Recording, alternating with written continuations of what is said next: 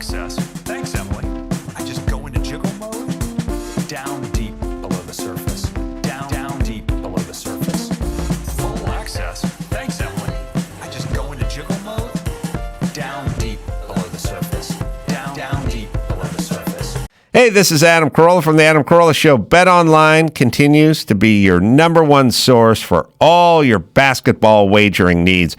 Whether it's pro or college hoops, Bet Online has it all throughout the entire college and pro hoop season. Bet Online has up-to-the-minute odds, stats, trends you can follow all season long. Follow your favorite team's path to the playoffs with in-game live betting, contests, and all the best player props as well. Bet Online is one of the world's best wagering platforms anytime, anywhere, and you can follow from your desktop or your mobile device. So, head to the website today and become part of the team. Bet Online. Bet Online. The game starts here at Bet Online. Oh, yeah, everybody. Welcome to the Think Different Podcast, episode number 66. And if we added one more 6, that is the sign of the devil. But no, the devil's not here because we have Frank Funk in the house. Of course, representing the devil today because he is all about his iPhone 12. Now, Frank, we all want to get right into the ditch of the deep of the ditch. Did you pre-order your iPhone 12 Pro or 12? We pre-ordered the iPhone 12 Pro for my wife in the Pacific Blue. And I am waiting another couple of weeks. And I will be ordering the Pro Max. I'm going back to the large size. Waiting. All right. Well, I'm not ordering any of them, so let's just get that started. Well, I think you're making a mistake, Will, but, you know. Well, so the main part of our episode today, the only thing we're going to talk about is I've been kind of pissed off after the last week of everything coming out about the phone. A lot of reviews have come in from everywhere. I've watched them all. I watched at least 5 different reviews of this phone, and we're including both phones today in this review. But the idea is I'm not exactly the happiest camper regarding this release. And I think that not only for a consumer, but also how an Apple employee has to sell it, because at the end of the day, this is a podcast about former Apple employees, and the idea is to try to sell this or the idea of this in a store. So what model do you currently have? Right now I have an 11 Pro. Okay. I didn't have the Max. I got the regular Pro. So that was because I don't like the bigger phone in my hand. And honestly, for videography, especially now that I'm using it for my gigs, I find it to be much easier to handle. The extra weight would probably add a little bit more of a hinge on me. I'm very happy with the 11. The extra weight you're talking about, 2 ounces? Yes. How old are you, man? 2 ounces. How old are you? I'm a young, hip, slick 35. Yeah, okay. And you're worried about 2 ounces. Come on, man. That soda you're drinking is more than 2 ounces. Yeah, and it's a Zevia. We're not sponsored this week, but it's a Zevia. It's a special keto drink that everyone should be having. Did you ever get the Zevia? I did not, Did you ever no. go there? Oh, you have to send me the info on that.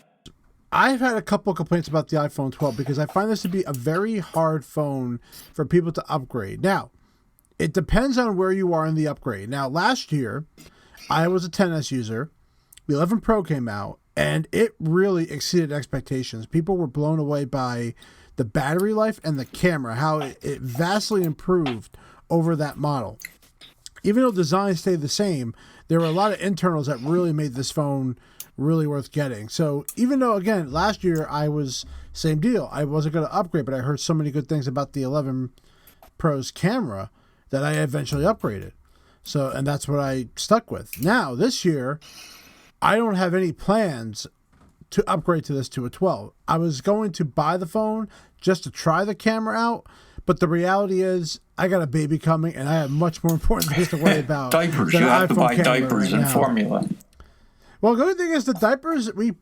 See, we were smart. We did a special diaper raffle. So if you had to bring a diaper in order to be part of the raffle, so that's how we got a lot of diapers. So you conned all your friends and family into bringing diapers. You are 100% correct, sir. That's exactly what I did. Oh well, I'm a smart dude. That's all I gotta say. And more my wife. Actually, Smart my wife's but the weak con because you're artist. worried about carrying an extra my 2 wife- ounces. 2 ounces. Think of that in baby poop of 2 ounces. That's a lot of ounces of poop into the diaper. All right, Frank. So trust me, your 2 ounces on your phone and 2 ounces of baby poop. Yeah, you're not gonna. Let's talk a little bit about the complaints of Apple. Now, I'm going to state my statement first because I'm the one that's being negative Nancy here, and then Frank's going to defend it as best as he can. And I also want to hear from an Apple Store perspective on how to sell this too. I think we can also kind of tie that in. So the very first thing I'm complaining about regarding iPhone 12 is the hype of the 5G and how it really works, or what they were showing off. So my complaint is that the ultra wideband, or the very high end band, is only available on certain street corners in the United States of America, which means you have to be in a specific spot to get that for high, fast Verizon download speed that they are taunting on, the program. Because if you look on the Verizon map, go look up your Verizon map. It'll show you the 5G, and then the really high 5G. What was that called? Millimeter wave? Is that what they're referring NM. it Yes, as? the NM wave. Yeah. Now you're talking about Verizon released that in 6 cities. Yep. Okay. But they're taunting Nationwide. it like crazy. Yes. Okay. I'm with you. All right. So that millimeter wave is only available in certain areas of certain and in certain street corners. So you have to be at a specific street corner for that to work. So as far as I guess depending very upon high your speed. profession, you would be able to identify these street corners rather rapidly. Well, it does have it on the map. Like I've looked at specific corners that brown. Look it up. That brown line that represented that millimeter wave was in such small amounts of corners. The moment you walk, it's not that this is not going to be around the next 2 or 3 years, because it will. In fact, it'll expand. But the idea that you're buying this phone for 5G. I would agree with you on the highest speeds. Okay?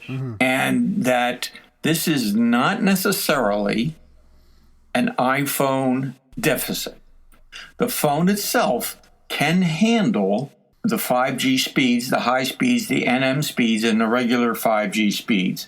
Now, the problem lies not with the phone, but with the carriers. And this is not the first time the carriers have done this kind of thing, where they've advertised something that was not readily available coast to coast and had to be rolled out over time. So I think the whole 5G phenomenon, if you will, or the hype, has been going on for so long. They had to put something out. They had to. Otherwise, it would have been another, it's going to be waiting. And I'm not talking about Apple. I'm talking even about your Android devices. They're able to handle 5G. The devices can handle it. The problem is the carriers aren't able to initiate 5G nationwide. So, of course, it's only going to be available in certain pockets, certain cities, until the full network gets up and running. So over the course of time, this will greatly enhance the speeds. Now, the device itself will be able to take advantage of that once it's released. So it's not a problem with the device, but rather with the methodology that the carriers are putting this into play. All right? So that's how I would counter that. And also, the iPhone 12 Pro and Pro Max, the speeds with which you can upload and download still surpass the 10 and the 11s. Okay, it's still faster because of the A14 chip. So you're going to gain speeds, but not necessarily what Verizon was advertising. I would hand you that. But again, I would say that's not because of Apple, okay, or the device's capabilities, but rather the inability of the carriers to sustain those speeds nationwide in pretty much every location. And I will tell you, the reason why I'm on them on the 5G is because the moment you go to apple.com and you go to iPhone and you hit one of those phones, 5G pops up as like the number one thing in the pop-up. So that, and that's on them for being all over it, and inviting Verizon to the stage to demonstrate it, which is not really demoable. Yes. So that's why. So I'm just gonna leave the 5G alone. Okay. Okay. Now the next thing, this was actually resolved, but the price at the time when this was released, T-Mobile and Sprint were different prices. In fact, they were more compared to AT&T, Verizon, which I thought was so weird. Yeah, we talked about this last week. Yeah, I wasn't crazy about that as well, so I would agree with you on that.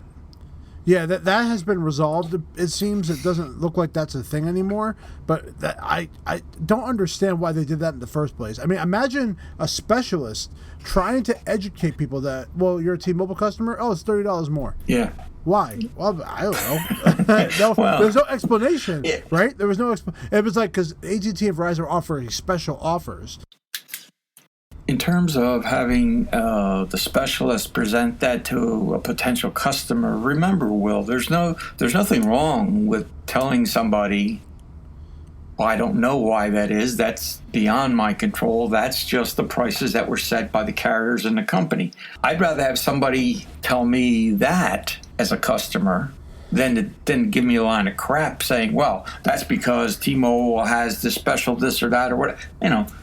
Don't give the customer a line of shit. Just say, hey, look, to be honest with you, I really don't know. If you buy the phone SIM-free, which you can activate with any carrier, you are paying the $729. So you're not out of the woods. So it's almost like in order for you to take advantage of the pricing that they're advertising, you have to actually activate with a carrier. If you buy it unlocked, they're charging you $30 more. I would say that's true. However, remember... It is true. It's on apple.com. I see it right now. I remember. But when you activate the phone, whether you're with Verizon or AT&T, they charge you a $30 activation fee anyway. So, yes, I do. So it's the same. Yeah, and also you have to get a specific SIM card for the 5G. So you have to do it anyway. Yeah. You could definitely throw your old SIM in there, but again, you're not taking advantage of the features that this phone has. And that, I don't even know if it's even going to work. I would ask you, do you know anybody that has a phone with two SIMs in it for two separate numbers? I really thought that would be huge. I mean, huge. I know people that to this day still carry two phones. One for business and one for personal. I would have thought that the phone with two SIMs, where you could have two separate lines, would be huge. Yeah, they introduced the eSIM. That was the big. I just don't know why we don't hear about that. If there's anybody out there that is utilizing that, please let us know, because I'd love to. It's an international thing. I don't think it's a U.S. thing, to be honest. Or if not many, I think businesses give work phones anymore. Everyone just has their own phone. Well, now. Corporations have saved a lot of money, right? They don't have to give their employees cell phones anymore, or absolutely not, or what did they call those things? The beeper. Yeah, they gave me a phone at SiriusXM, but I never used it. It was a waste of money, honestly, for giving it to me. Now, the other thing, this kind of ties in what we just talked about, but for my other complaint, Verizon forces you to upgrade SIM card, and you need to be on a single plan to take advantage of the 5G. Now, I don't know much about this, Frank. You pre-ordered your device. Yes. Did you have to change something in your plan for that to work? Not that I know of. Okay. Well, you haven't also done your phone yet. So no, I have not. I'd be curious to know what change you're going to see in your bill. Now, who's your provider? AT&T. I'd be curious to know what is going to change in your plan based on the fact that you're buying a 5G device. Because for the first time, it sounds like to me you have to buy a specific plan in order to take advantage of it. When we pre-ordered it, all it said was the activation fee, the $30, which I wasn't happy about, but not much you can do about it. Yeah, you just don't buy the phone. Yeah. Well, yeah, but they didn't. There was nothing in there about increase in the plan itself or anything like that. So we'll see. Okay. Now, Verizon, I believe there was. I got that from a friend of mine who told me that was a thing. Now, I can't say that for sure. That's what I've been told. Mm-hmm. But, I have to wait and see the feedback on this. Now, this is obviously a big one. The power adapter is not included inside of this box. And here's my point.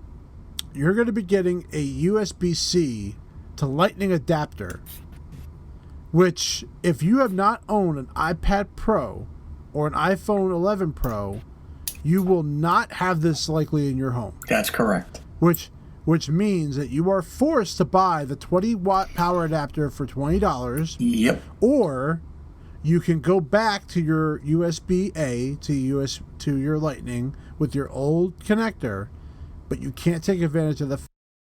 Right. That means that by default, out of the box, a feature that's in this device requires you to buy a power adapter. Yeah, and that power adapter is what, $19? How much? Yeah, 19, 20, whatever, close enough. Yeah. Okay, so Defend that, Frank. I would agree with you on this. I have to agree with you on this. I would have... I win. If I was on that team deciding what's going in the box of the 12, I would have said, look, we're switching to the C, and this is going to be for the C is going to be the charger for the next 4, 5, 6 iterations of the phone. Right? How long was the lightning cable? Oh, God. You're talking since iPhone 5. Yeah, so that's a lot of generations. So what I would have said... That's years worth of people having those. Right. So what I would have said was, look, let's put it in the 12 and the 12 Pro and the 12 Max, the whole series of the 12.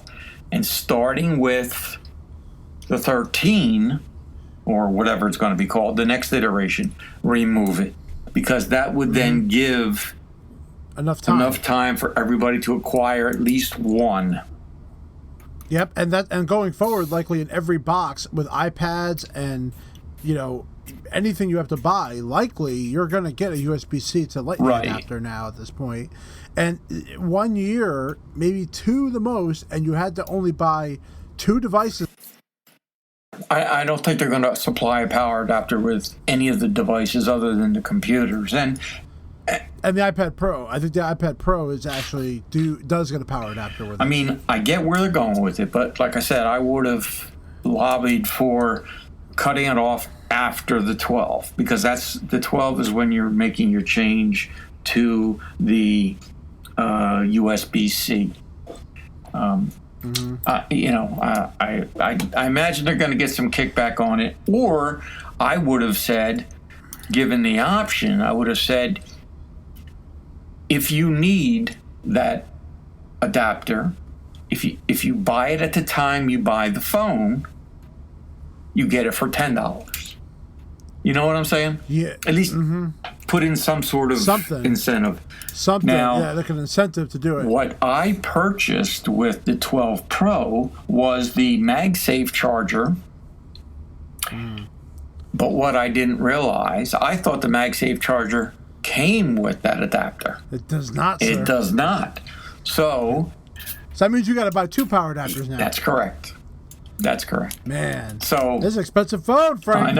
I know. So I'm not happy with that, but that's what I'm going to do. Well, that's my point. Is how can you buy a product and you're already not happy and you haven't even received it yet? Yes, I know. Yeah, and even if you got it and the battery wasn't charged, you wouldn't have a way to charge it. I mean, like I said, you can use your old power adapters in your home. You're not out. Like, that's the thing. You're not out. It's not like they put a USB-C port on the bottom of it. That's probably next year. So they'll piss everybody off who bought the USB-C to Lightning power adapter, and they're gonna mess that up by putting USB-C on the bottom of the phone. You watch. I guarantee you. iPhone 13. You're hearing it first on the Think Different podcast. They're gonna put a USB-C on the bottom. That means for 1 year, basically, they're giving this option. Well, what I think they're going to go with, I think they're going to remove the charging port altogether. and just go with MagSafe. I don't know how they're going to be able to troubleshoot a device without some kind of port. I don't know how they're going to do it. No. There's got to be some kind of port. I mean, I can tell you the Apple Watch is the only exception, but that uses the phone for the troubleshooting. Right. So it has to have something. So whether it's Bluetooth technology or something, they got to find a way to have a diagnostic run on it. And I don't, and especially if there's a power problem with it, I don't think using a MagSafe is going to make the difference. Yeah. When I pre-ordered the 12 Pro, I got the MagSafe for $40, and I have to get the adapter to plug into take advantage of the high speed. That's another $20. So that's $60 Twice. Plus the device. Yeah, buy one for your wife too. Huh? And your wife's got to get one too. Well, I am buying this for my wife. Okay, man, it's $100 basically more to buy everything you need to buy for it. Yep. Which the Max. I really hate that because I'm not talking like you look at someone like my mother or something like my mother-in-law who would upgrade their phone and that happens to them. Yeah. No, and this is going to go back to a specialist from an Apple Store point of view. God, I hope they're training them to make sure that they don't forget a power adapter to take home, and because you're going to see detractors up the ass if you do not take care of that. And how many how many people that are going to buy the phone aren't even aware of this? I know it's been all over the news, but you know as well as I do, people don't read. They don't follow. Well, I think the early adapters will know. It's the ones that buy it 3 months from now that won't know. I think the ones now should know that. Yeah, exactly. You know. Yeah, the early adapters are well aware of the features and what they're getting or not getting in this case. Yeah, a lot. And speaking of that, let's go down to the MagSafe. So one of the things that people started doing was videos on the MagSafe. Now, the way that Apple touted this, that they have these strong magnets that attach to the back of it and hold everything in place.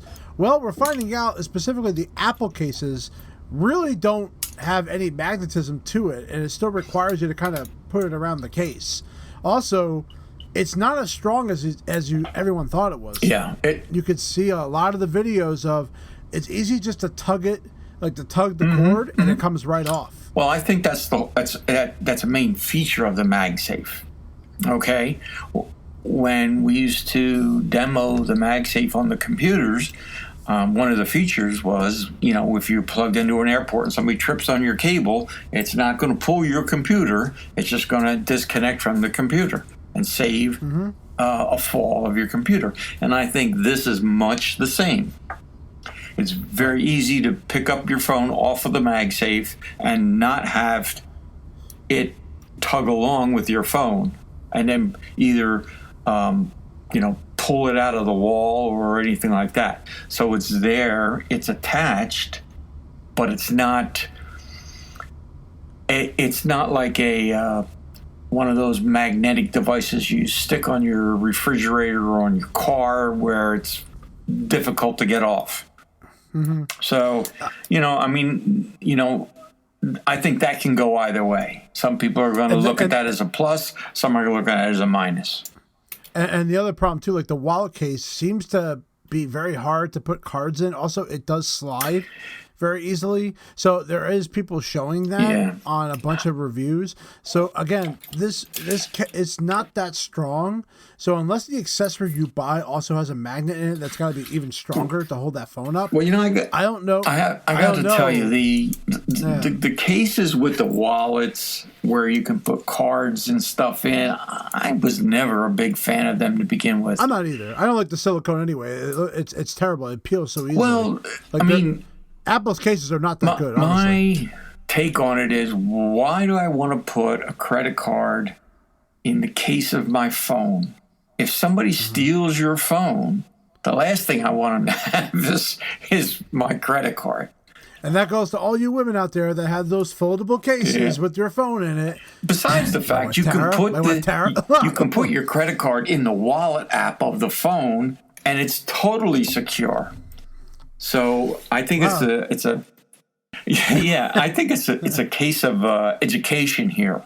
Why would you want to have a physical credit card, whether it's an Apple card or a Visa or a MasterCard or a Diners Club or whatever it is, in a case when you can just have that in the wallet app.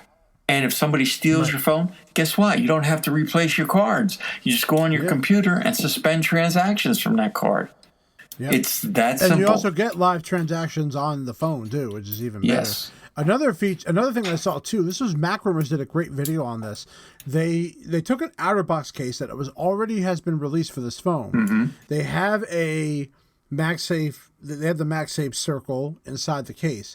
It's glued on. It's not even built in. So they were cheap and they glued it to a case that almost looks like a case that's already been around, and it peels off extremely easily. They showed it. Where the Apple cases, at least it's built into the actual case. So be very careful on the case you buy. Make sure you don't get a cheap one. I actually bought the clear case from Apple. Now, the reason I bought the clear case is because my wife said, I like that Pacific blue. That's nice. And I said, okay. So I ordered it. And she says, yeah, but you know what? What difference does it make? You put a case on it, you're not going to see the color. So I said, well, they have this clear case. And she said, oh, that's nice. So this way you can see the color. But the case, I should go upstairs and get it for you, but the case has a circle on the back with the line down. They all do. And I'm like, that's kind of weird, but all right. I guess it's necessary. Boy, this sounds better. You're making this sound better and better. You're not helping. You're not helping your case here for me at all. Well, the last thing I wanted to bring up was the zoom. Now, if you saw the tout, they talked about a zoom on this lens that was 4 times the amount of lens on this. Yes. Well, if you look at the tech specs, the zoom is not really what it is. The zoom is actually it says a 2 times optical zoom out. Yes. Which in this case, they're talking about the back camera, the wide angle camera, right, up to the next camera, up to the 1 times that the optical zoom really has. So really, it's 1, not 2, because they're talking from the they call it a 2 times optical zoom out. And a digital zoom up to 5 times, which really is 4 times. Well, because, or really 3.5, if you really want to think about it, because I can tell you it's a half. So, in my opinion, they're kind of being very, a little wrong. They're not wrong, but they're hiding. I mean, listen, you're what the zoom really does. You're the videographer and the photographer, professional level, but everything that I've been reading. In 9 to 5 and Macrumors and the people that are talking about the camera, they are just absolutely in love with it. Really, I haven't seen anything mentioned specifically about the zoom feature, but they're saying the nighttime photo, the nighttime portrait, just absolutely stunning. The LiDAR is unbelievably beneficial to the camera itself. So, while I'm not going to dispute the zoom, I mean, I haven't, looked at the actual tech specs on it, if you will. But when we get the camera, we'll have to play with it. And we'll have to take some pictures and see what's what. And Adobe Vision also is coming out for video recording. Another key factor is Adobe Vision is a format that has to be updated for all other TVs and devices. The problem is they're not going to be able to watch or play back that crisp color that Adobe Vision brings. So even though they're adding it, the only device you're going to be able to enjoy it on is the phone. Right. You're not going to be able to enjoy it on the next one. And that's just so deceiving. Well, but Will, think about it this way. When the phone was capable of recording in 4K and you didn't have a 4K TV, the only place you could enjoy it was on the phone.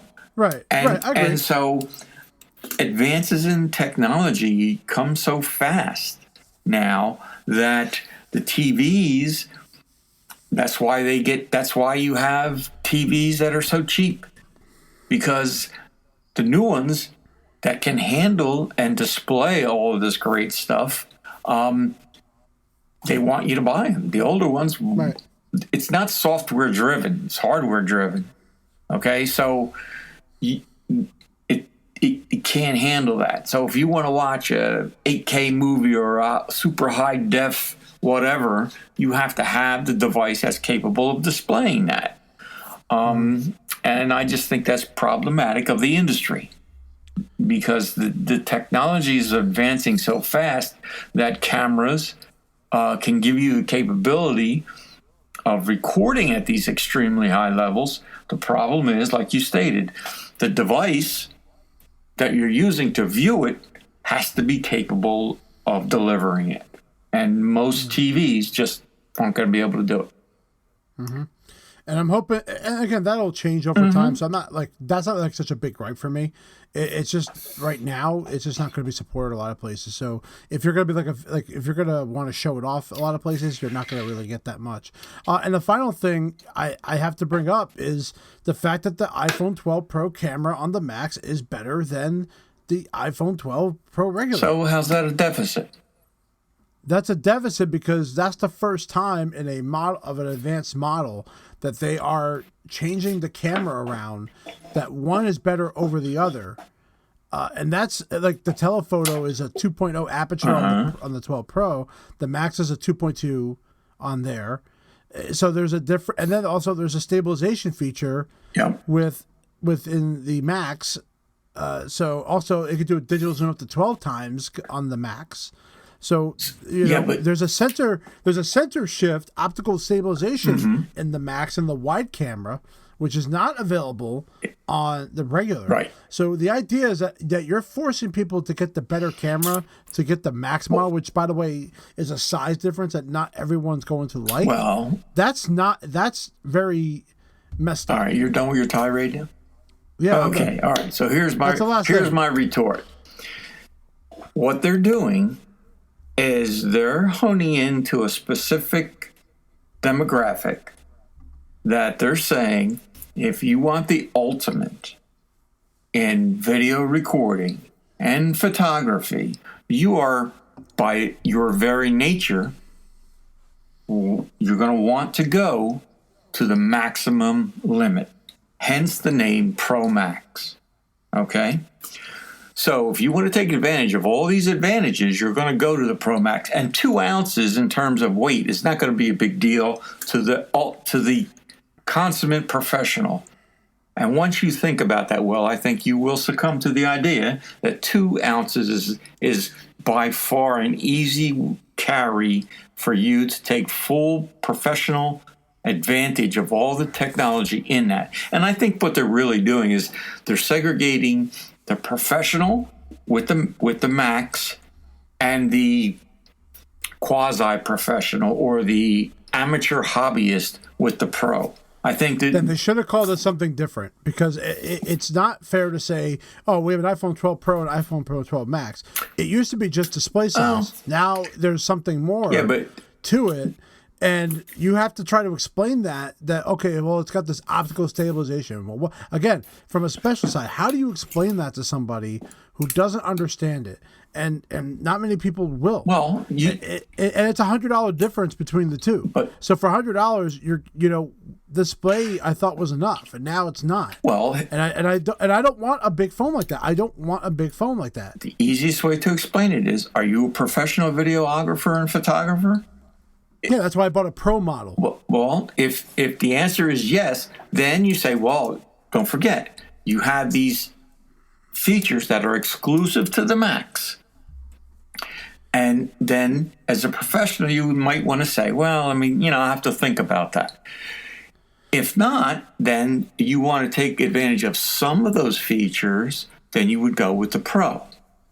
And that's what I think they're trying to do. They're trying to make... We could agree to it. We can agree to disagree, because I will never believe that statement whatsoever, because they shouldn't be doing that. So these were all the gripes I had with this phone. I don't recommend buying this phone, especially if you have an iPhone 11. I would not recommend this phone whatsoever. And then also not to mention the battery life is not as good. I think that's a rather strong statement to say you wouldn't recommend it. It is. I wouldn't recommend it. I'm not going to recommend anybody to get it. I'm not going to recommend anybody to get it because of the added expense to it, the fact that there's a feature in there that you really can't take advantage of yet, the fact that you have to buy a different case now because you can't use the same case you had before. There is a lot of expense added. From other. No, yes, it is. No, it isn't. iPhone 10, 10s, and 11 have had the same specs on those for 3 years. All right. So then you could make the argument: why did you want to upgrade from the 10 to 10s and the 11? If they had the same specs, what's the point? The camera was the main seller. Okay. The battery was the main seller. But those were they were significant, and they were also surprises because people didn't expect that. So the difference between if you have an 11, I would agree that there are limited reasons to upgrade to the 12. If you have anything other than 11, below an 11, a 10, an 8, or whatever, the changes are significant, and the upgrade is definitely worth it. There's the only additional monies is for the accessories, which is going to cost you $100, and the fact that you might have to pay more on your plan. Well, we don't know that for sure, but we'll see. All right.